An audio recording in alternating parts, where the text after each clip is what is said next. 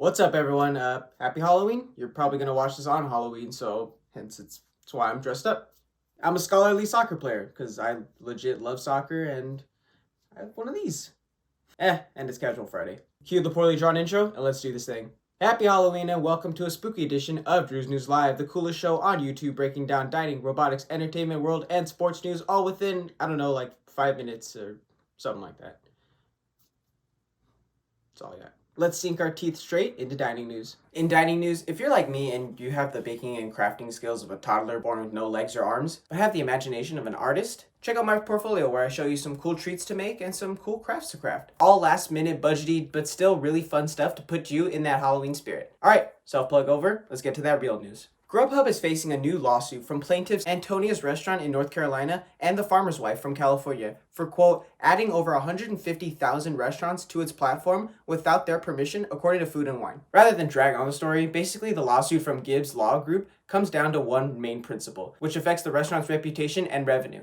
So I order food from Grubhub, who then sends my money in order to, I assume, some guy waiting in an alleyway or something, just routing his orders. He then walks into whatever restaurant I want, gets my food, and then while he's on the way to my house, suddenly an 18-wheeler backs up into him. It's a minor accident, causing my food to spill or whatever. You can insert any situation that you want for your food being destroyed. I was just being dramatic. Basically, some restaurants, like the ones I said earlier, have no idea the driver is going to get my food, and they have no idea they're even an option on a delivery app because they never consented or signed a contract. And plus, when my food comes all destroyed, who am I going to suspect first? The middleman whose job it was to go to and from the restaurant, or the restaurant who prepared my food? So I hope I explained that situation clearly. In robotics and tech news, let's talk about that economic bounce back, am I right?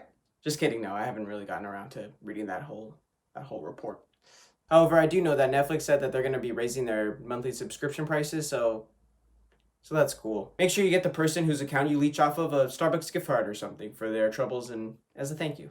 According to CNBC, on Thursday, the streaming service raised the price of their standard plan from $12.99 to $13.99 and of their premium plan from $15.99 to $17.99, and said some users could see adjustments within their bills over the next 2 months. Also today, Friday, Apple rolled out their Apple One subscription bundle for individual, family, and friend usage. I also heard about this one from CNBC, but if you go to your settings in apple.com, you'll find info on the various plans available. Priced between $15 and $30, the plans differ in how many people can access the bundle, how many apps come with the plan, and how much iCloud storage is in each bundle. They all, however, do come with Apple Music, Apple TV Plus, Apple Arcade, and iCloud storage. I assume every iCloud account has access to a 1-month subscription, so go on. Go spend time with your family this holiday season. I mean, Apple is basically encouraging you to spend time on your phone with your family this year. In entertainment news, vote. Please. Go out and vote. LA County residents, if you have not voted yet, you can still vote at any polling place within the county. So if you want to do it on your way to work, if you want to put it on your list of things to do over the weekend, please, just get it done. Vote, so you can say you did it, get that cool little sticker, I don't know. Vote, vote, vote. All right, in real entertainment news, how about some stuff to do for Halloween? Granted, this video will age quickly and I don't really care. LA Taco and Tecate created a list of insane, top-notch, hand-picked taco spots to try this year. So support the local taco spot. Plus, tacos over candy this year for Halloween. It's been a weird year. I'll leave a link to that in the description below. What else is there? Got the San Dimas Haunted Hayride, LA Zoo Drive-In with scary movies. Reserve those probably sold out tickets to the Hollywood Legion Theater Drive-In for the special showing of Psycho. Or check out the Historical Society of Long Beach's 25th Annual Historical Cemetery Tour, which is revamped this year because of COVID and stuff, and will instead be a film, according to Hilo. The film is titled From Seaside Resort to International City, the story of Long Beach lives in its cemeteries, and will run 90 minutes. You will have to purchase the movie, but all proceeds will go to benefit the Long Beach Historical Society. It's said to be age appropriate, so even the baby can watch it, and it'll be available between today and November 13th. In world news, let's get serious and talk about what's been going on in Poland. According to The Guardian, last Thursday, Poland's Constitutional Tribunal, their Supreme Court, ruled that women cannot have an abortion due to foretold or deformations, ruling the reason unconstitutional. So now, in Poland, women can only receive abortions in the case of rapes, incest, or whether the fetus threatens the mother's health or life, which, according to The Guardian,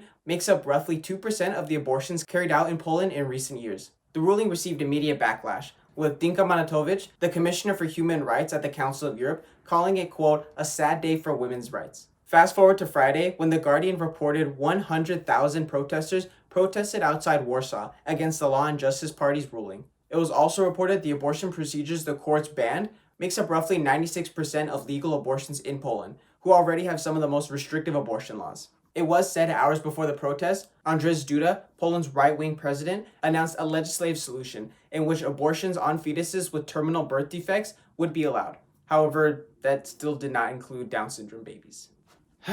Men, guys, dudes in power, please, when you propose legislation that drastically affects your women, just do one thing before you send off that bill.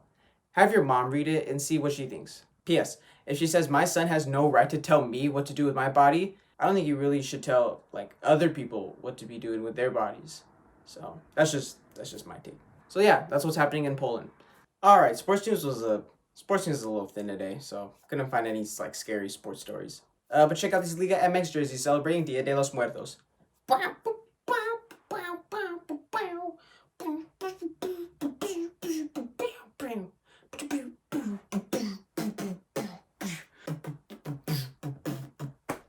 I also read this interesting article from ESPN about the future of running and how it's going to be all virtual and stuff, so yeah, it's pretty cool. What's not so cool is the economic impact from COVID-19 on the race industry, which is said to have been critical, forcing New York City and Boston to postpone or hold virtual races, which will no doubt bring in less money than years prior. According to ESPN, the NYRR estimates that the NYC Marathon's economic impact is more than $400 million a year. So yeah, if there's a reindeer run or a turkey race near you this year, most definitely gotta support, play your part. Because if the New York and Boston marathons are suffering, imagine how the organized ones in your community are doing.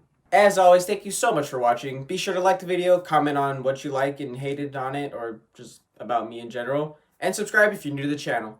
Big story this week on the Portfolio, delving into and recounting who the ISIS Beatles were in Syria. They're a terrorist cell described mostly dealing with and torturing hostages, so rest in peace to the victims of their inhumane acts. Twitter's at Drew's News Live, SoundCloud's at AJLonzo6, Portfolio will be linked in the description below. And all right, I have some Eggo waffles still in the toaster from 4 hours ago.